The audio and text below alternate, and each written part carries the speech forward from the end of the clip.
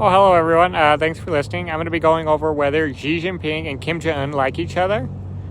Whether they like each other is a matter of strategic politics, not personal feelings. Their relationship, while described by both sides in publicly friendly terms, is a complex mix of deep historical alliance, economic dependency, and mutual suspicion. Their country's leaders often prioritize strategic national interests over personal affection. All right, example of public declaration of friendship. Recent meetings in early September 2025, Xi and Kim held a summit in Beijing following Kim's attendance at a Chinese military parade alongside Russian President Vladimir Putin. They declared an unchanging friendship at the summit. Both leaders affirmed their traditional friendship and commitment to deepening ties, with Xi stating their position will not change regardless of how the international situation evolves. Reciprocal support. Kim echoed these sentiments and pledged support for China on issues like Taiwan, while Xi promised to strengthen exchanges and cooperation.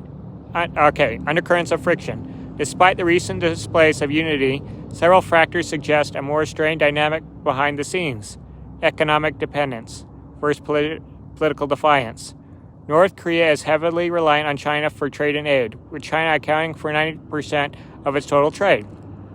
However, China's official support for UN sanctions has frustrated North Korea. North Korea's growing ties with Russia. China has been wary of the recent acceleration of North Korea's military and technological cooperation with Russia. This reduces Pyongyang's dependence on Beijing and offers Kim a way to diversify his foreign policy.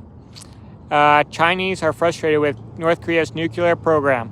While China supports North Korea as a buffer zone against U.S. influence, it also fears the regional instability caused by Pyongyang's nuclear ambitions. Historical mistrust. The alliance has endured periods of strain, including North Korea's initial defiance of Chinese influence and frustration over sanctions. One expert noted that a common refrain in North Korea is Japan is our enemy of 100 years, China is our enemy of 1,000 years. I don't know. Japan's pretty bad. It was bad in North Korea. All right. China is our enemy. All right. A relationship of strategic necessity. Ultimately, the relationship between Xi and Kim is less about personal affinity and more about political necessity. Strategic buffer. China views North Korea as a vital buffer against U.S. troops in South Korea and seeks to prevent the collapse of the Kim regime, which would risk a political refugee crisis and a potentially unified U.S.-aligned Korea. Diversifying options. Kim uses his alliance with Russia to gain leverage and reduce his country's overwhelming dependency on China. Limited control. While China holds significant economic influence, its control over North Korea's nuclear and missile program is limited.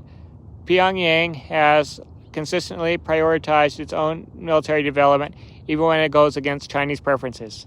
Thanks for listening, everyone. I hope you learned some good information. I obtained a lot of this information from artificial intelligence, so, please like and subscribe. All right, thanks for listening. Take care.